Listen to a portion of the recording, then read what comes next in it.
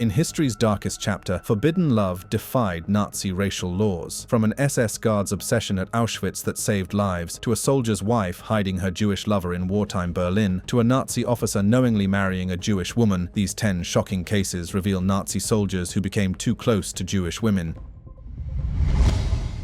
Franz Wunsch, the SS guard who fell in love at Auschwitz.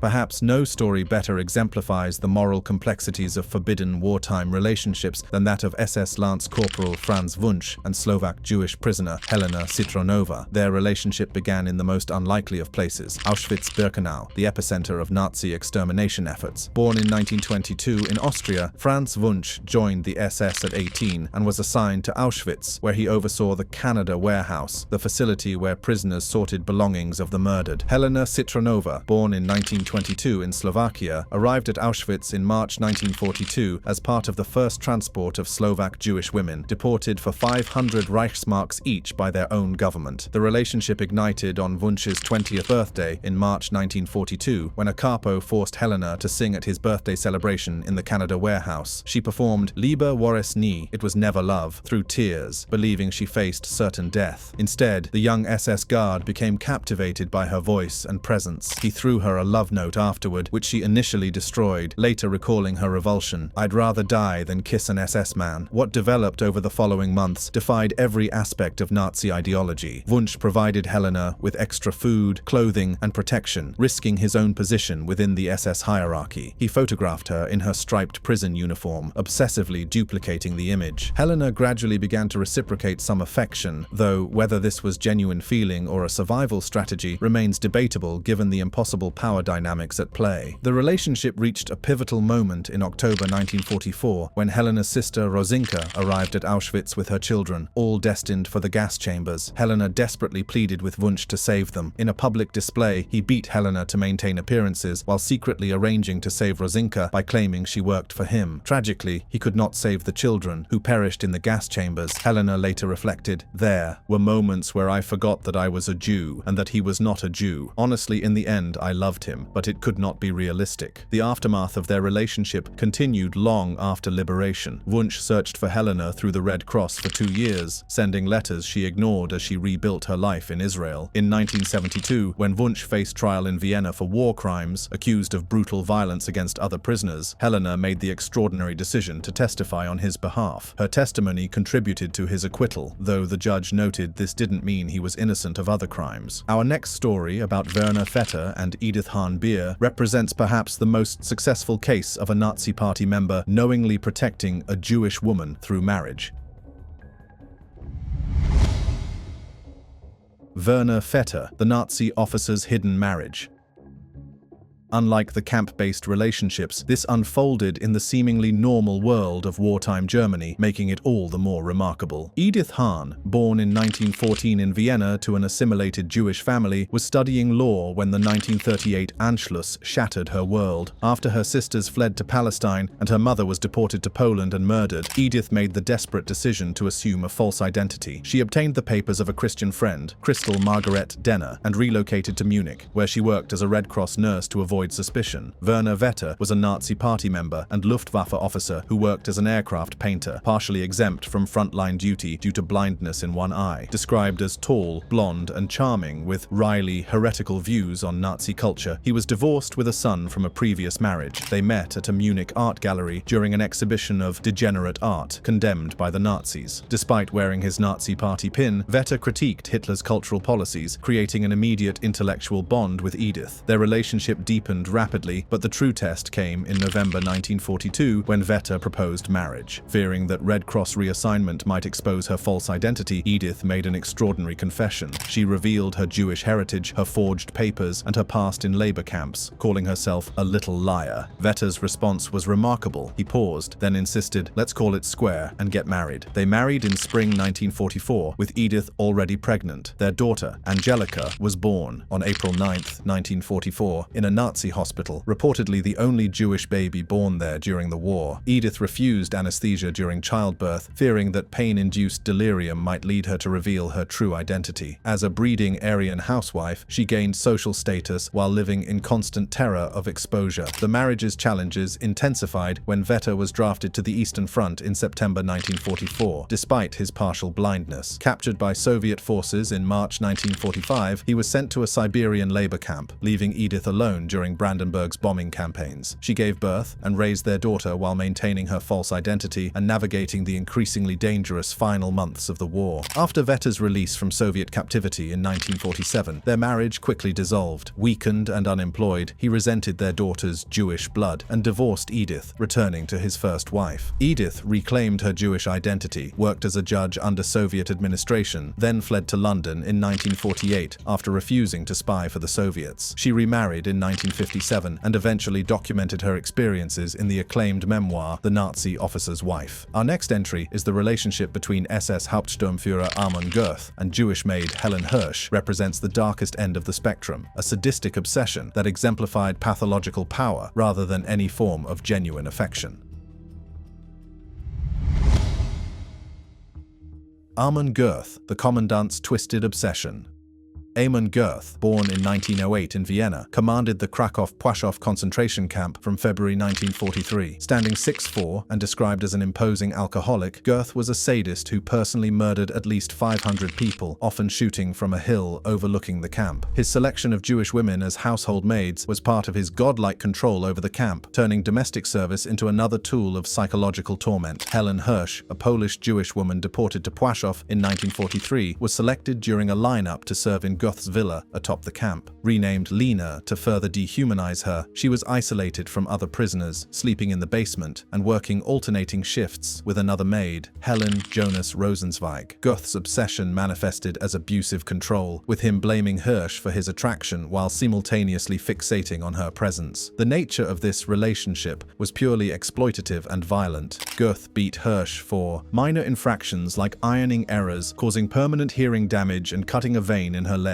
He held her responsible for his psychological turmoil, ranting about racial purity while being unable to control his fixation. Survivor testimonies describe him threatening her execution while simultaneously being unable to let her go, once saying he'd grow old with her but planned to eventually shoot her in the woods. The twisted dynamic reached its resolution when Oskar Schindler, a frequent guest at Goeth's villa parties, intervened. Through a combination of bribes and manipulation, essentially winning Hirsch in a card game, Schindler secured her transfer to his factory in Brunlitz. Goeth reluctantly agreed, perhaps relieved to avoid witnessing her eventual execution himself. After the war, Helen Hirsch testified against Goeth during his 1946 trial, her testimony contributing to his conviction and execution. Goeth was hanged near Płaszów, becoming the first person executed following a war crimes trial. Hirsch survived, rebuilt her life in Israel, and her experiences became part of the historical record that inspired Steven Spielberg's Schindler's List, though the film necessarily compressed and sanitized the true horror of her experiences. This case serves as a stark reminder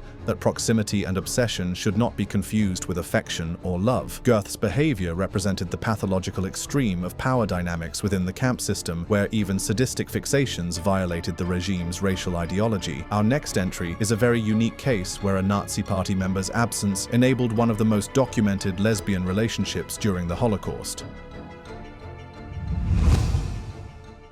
Günter Wust, the Wehrmacht soldier's complicated household. The story of Wehrmacht soldier Günter Wust and his wife Lily's passionate affair with Jewish woman Felice Schragenheim presents a very unique case. While Günter himself wasn't directly involved in the forbidden relationship, his tolerance and indirect facilitation make this a compelling example of how Nazi ideology could be subverted within its own structures. Born around 1910, Günter Wust was a bank clerk in Berlin who joined the Nazi party early, embodying the Aryan ideal. Drafted into the Wehrmacht in 1939, he served on various fronts, including France and the Eastern Front. Described as handsome but unfaithful, he had multiple affairs and fathered children outside marriage. His frequent absences at the front created the space for his wife Lily's transformation from devoted Nazi housewife to protector of Jewish resistance fighters. Lily Wust, born in 1913, was initially the perfect Nazi wife. She had earned the Mutterkreuz, Mother's Cross, for bearing 4 sons and embraced Hitler's ideology completely. Her life changed dramatically when she met Felice Schragenheim at Café Vienna on November 27, 1942. Felice, a 20-year-old Jewish journalist and resistance member posing as Aryan, boldly approached the 29-year-old Lily for a light, sparking a conversation that would transform both their lives. What developed was an intensely passionate relationship that defied multiple Nazi taboos simultaneously. Felice moved into the Wust household in May 1943, helping care for Lily's children while the two women conducted their affair. They held a symbolic wedding on Easter 1943, exchanging rings and vows. When Felice revealed her Jewish identity during an argument, Lily's response was supportive rather than horrified. She began hiding other Jews and supporting resistance activities. Günther's role in this dynamic was complex. He knew of Felice's presence in their home and met her during his visits from the front, but remained unaware of the full depth of the relationship. His own infidelities and focus on his military service created an environment where Lily's activities could continue relatively unobserved. In 1943, Lily filed for divorce, citing Günther's affairs, though the relationship between the spouses remained cordial. The tragic conclusion came on August 21, 1944, when the Gestapo raided their home following a tip, possibly from their housekeeper Inge Wolf, or a suspicious neighbor. Felice was arrested and deported first to Theresienstadt, then Auschwitz, and finally to Gross Rosen, where she died on December 31, 1944, at age 22. Her last letter to Lily read, "I love you as I have never loved before." After the war, Günther faced no repercussions for his indirect role in harboring the forbidden relationship. He and Lily divorced amicably, and he remarried, dying in obscurity in the 1950s. Lily attempted suicide after learning of Felice's death, but survived to be recognized as righteous among the nations by Yad Vashem in 1995 for her efforts to save Jews. Our next case is about Wehrmacht soldier Karl-Heinz Rosch and how he saved a Jewish family because he allegedly developed feelings for one of the family members. Karl-Heinz Rosch. The documented facts about Karl-Heinz Rosch paint a picture of spontaneous heroism, but not one involving Jewish persecution. Born on October 3, 1926, in Meissen, Saxony, Rosch was an unwanted child from a broken marriage, raised by strict grandparents in poverty. At 17, during Germany's desperate final mobilization, he was conscripted into the Wehrmacht in July 1944 and assigned to the 180th Infantry Division. The actual incident that made Rosch famous occurred on October 6, 1944, during heavy fighting in the Netherlands near Goil. Two Dutch children, Jan and Toos Kilsdonk, aged 4 and 6, were playing in an exposed yard during Allied bombardment. Despite orders to maintain his position, Rosch rushed into the crossfire and carried both children to safety in a farmhouse basement, reportedly saying, "We can't leave the children out there." Moments later, returning to retrieve his helmet or resume his position, Rosch was struck by Allied shrapnel and killed instantly. He had turned 18 just 3 days earlier. The children survived, and both Jan and Toos Kilsdonk attended the 2008 unveiling of a memorial statue in Goil, expressing their gratitude for his sacrifice. Rosch was buried in the German military cemetery in Ijsselstein, Netherlands, and his story was largely forgotten until Dutch historian Riet van der Lauw's research in the 1990s brought it to light. While his actions were undeniably heroic and demonstrated that humanity could exist even within the Wehrmacht. Our next entry on Austrian Wehrmacht Sergeant Anton Schmid stands as one of the most documented cases of moral courage within the German military during the Holocaust. Anton Schmid, the righteous rescuer. He was known to have formed close bonds with many of those he rescued, with rumors of romantic relationships with the Jewish women he saved in the Vilnius ghetto. Born on January 9, 1900, in Vienna, Schmid was a quiet electrician who owned a small radio repair shop in the 1920s. Described as unassuming and non-ideological, he was drafted into the Wehrmacht after the 1938 Anschluss and served as a Feldwebel sergeant in Poland and Lithuania. His transformation from ordinary soldier to active rescuer began when he witnessed the Ponary massacres in October 1941, where thousands of Jews were executed in the forests outside Vilnius. Schmid's rescue operation was remarkable in its scope and organization. As head of a stray unit for scattered soldiers, he employed 140 Jewish workers from the Vilnius ghetto, issuing permits that temporarily spared them from selections for death. When rumors of a friendly Austrian soldier spread through the ghetto, desperate Jews sought his aid. His methods were ingenious and dangerous. Schmid forged documents, hid Jews in his apartment and office, and and transported them in military trucks to safer ghettos in Białystok, Grodno, and Warsaw, making up to 100 trips over several months. He provided food and medicine, facilitated communication between isolated ghettos, and aided the Farinite Partizana Organizacji (FPO) resistance movement by smuggling weapons and enabling couriers to pass between communities. The scale of Schmid's rescue efforts was extraordinary. Conservative estimates suggest he saved 250–300 Jews, though some accounts place the number higher. He worked closely with resistance figures like Abakovna and helped couriers like Chaika Grossman and Witka Kempner move between ghettos to coordinate resistance activities. While Schmid formed strong bonds with many of those he helped, survivors described him as a father figure and source of hope. There is no documented evidence of romantic involvement with Jewish women. Some sources mention a pre-war rumor about a relationship with a Jewish girl in Vienna, but this remains unverified and may be apocryphal. His wartime relationships appear to have been based on shared humanity and resistance to genocide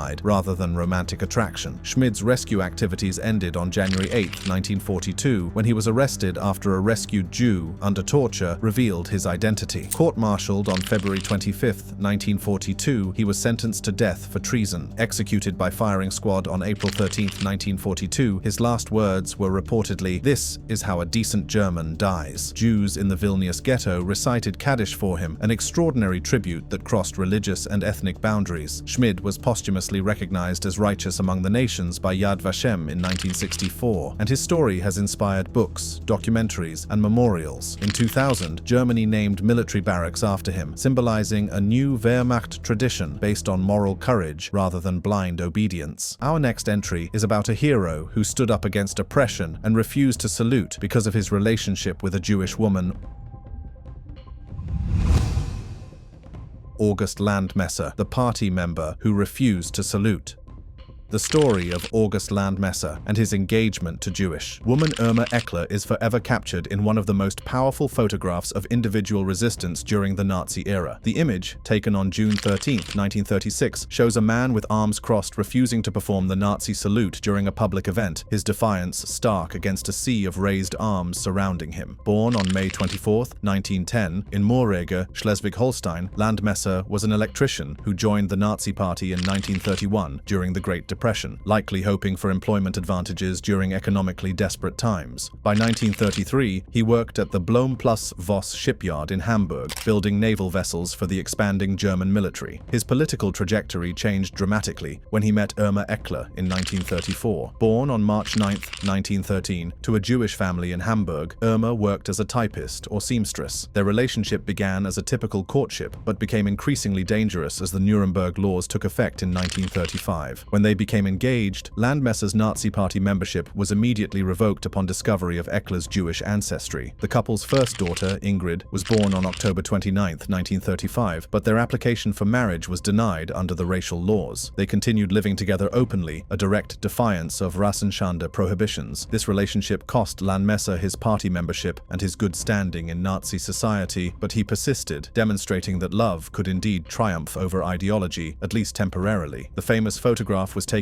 during the launch of the naval training vessel Horst Wessel at the Blom plus Voss shipyard, with Hitler present for the ceremony. While most sources identify the defiant man as Landmesser, some historians argue it could be Gustav Wegert, another shipyard worker who refused the salute on religious grounds. However, the timing and Landmesser's documented disillusionment with the Nazi regime make him the most likely candidate. The couple's defiance escalated in 1937 when they attempted to flee to Denmark with their daughter. Caught at the border, they were arrested and charged with Rassenschande. Landmesser was acquitted on May 27, 1938 due to insufficient evidence, but received a stern warning to end the relationship. When he continued seeing Irma, he was arrested again on July 15, 1938 and sentenced to 2.5 years of hard labor in Bergamo concentration camp. Meanwhile, Irma was also arrested and gave birth to their second daughter, Irene, while imprisoned in Fuhlsbüttel prison in July 1938. Both children were placed in foster care, a devastating separation that would define the remainder of their brief family story. Landmesser was released on January 19, 1941, and worked at a transportation company until his conscription into the 900 199th Penal Battalion in February 1944. These units were composed of political prisoners, criminals, and other undesirables deemed unsuitable for regular military service. He was declared missing in action on October 17, 1944, near Ston, Croatia, and was legally pronounced dead in 1949. Irma's fate was even more tragic. After giving birth to Irene in prison, she was transferred through a series of concentration camps: Oranienburg, Lichtenberg, and finally Ravensbrück. In February 1942, she was sent to the Bernburg Euthanasia Center, where she was murdered in the gas chambers on April 28, 1942, among 14,000 victims of the Nazi euthanasia program. The aftermath of their relationship continued to impact their daughters long after their parents' deaths. Ingrid was placed with her maternal grandmother until 1953, then moved to foster care, while Irene remained with foster parents from 1941. The Hamburg Senate retroactively recognized their parents' marriage in 1951, allowing Ingrid to take the Landmesser surname, though Irene chose to keep Eckler. The story remained largely unknown until the 1990s, when Irene Eckler published a family history based on guardianship documents. Her 1996 book Die Vormundschaftsakte 1935–1958 brought their persecution to light, revealing the personal costs of defying Nazi racial ideology. The famous photograph gained renewed attention when it was published in Die Zeit in 1991 and identified by Irene in 1995. Our final case is of Elfriede Rinkel, a former SS guard at Ravensbrück, who married Jewish refugee Fred Rinkel, which represents perhaps the most ironically tragic example of a Nazi perpetrator finding love with a Holocaust survivor, though the Jewish partner remained completely unaware of his wife's dark past for over 4 decades.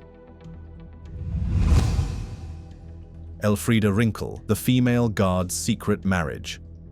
Born on July 14, 1922 in Leipzig, Germany, Elfriede Lena Huth joined the SS Auxiliary at age 21 in June 1944, serving as a guard and dog handler at Ravensbrück Women's Concentration Camp until its evacuation in April 1945. Ravensbrück was the largest women's concentration camp, holding over 130,000 prisoners, including political prisoners, Jews, Roma, and Jehovah's Witnesses. About 3,500 female guards served there, trained in brutality and tasked with overseeing forced labor, medical experiments, and executions. Elfriede's duties included patrolling with Alsatian dogs, preventing escapes, and overseeing prisoners. While survivors recalled the general cruelty of guards, no specific atrocities were directly attributed to Elfriede in later investigations. After the war, she worked low-profile jobs in East Germany before fleeing to West Germany amid denazification efforts. Fred William Rinkel presented a stark contrast to his future wife's background. Born around 1910-1915 in Berlin to a prominent Jewish family, he was trained as a telecommunications expert or musician. As persecution intensified in the 1930s, Fred fled Germany with his brother, while other family members perished in the Holocaust. He arrived in the United States before 1940, became a citizen, and worked as a piano tuner and repairman in San Francisco. Their paths crossed in 1959 when Elfriede immigrated to the United States, falsifying her visa application by omitting her SS service. At age 37, she settled in San Francisco and began frequenting German-American social clubs, where she met Fred around the same time. They bonded over their shared German heritage and love of classical music. Fred played piano, while Elfriede enjoyed opera performances. Their marriage, which likely took place in the early 1960s, appeared to be built on genuine affection, despite the horrific irony of their backgrounds. Neighbors described them as inseparable and kind, living modestly in a one-bedroom apartment near San Francisco's Opera House. Elfriede never discussed her war years, claiming to have worked in a factory, while Fred spoke little of his losses during the Holocaust. The devastating secret was maintained for over 40 years. Fred died in 2004 from kidney failure, completely unaware of his wife's past. His cousin, Fritz Gluckstein, later reflected, "It was a shock, but Fritz loved her." The marriage lasted until Fred's death, with Elfriede visiting his grave regularly until her own deportation. The truth emerged in 2006 when the U.S. Department of Justice's Office of Special Investigations matched Elfriede's fingerprints to SS records. When confronted in April 2006, she admitted her role at Ravensbrück, but minimized her involvement. On September 1, 2006, at age 84, she became the only woman deported from the United States for Nazi-era crimes. Elfriede was deported to Germany, where she lived quietly with her sister in Viersen. Due to Germany's statute of limitations, she faced no criminal charges, though she lived on a modest pension until her death sometime after 2007. The case highlighted how thousands of Nazi perpetrators had successfully hidden their pasts and integrated integrated into American society during the post-war immigration wave. This case represents the complex moral landscape of post-war relationships between perpetrators and survivors. Fritz Gluckstein's 2021 essay about his cousin's marriage reflects on the profound tragedy of love built on such fundamental deception, asking whether genuine affection could exist when one partner's entire identity was based on concealing participation in the other's persecution. If you enjoyed this video, check out our other awesome videos on the channel. Thanks for watching, and we'll see you next time.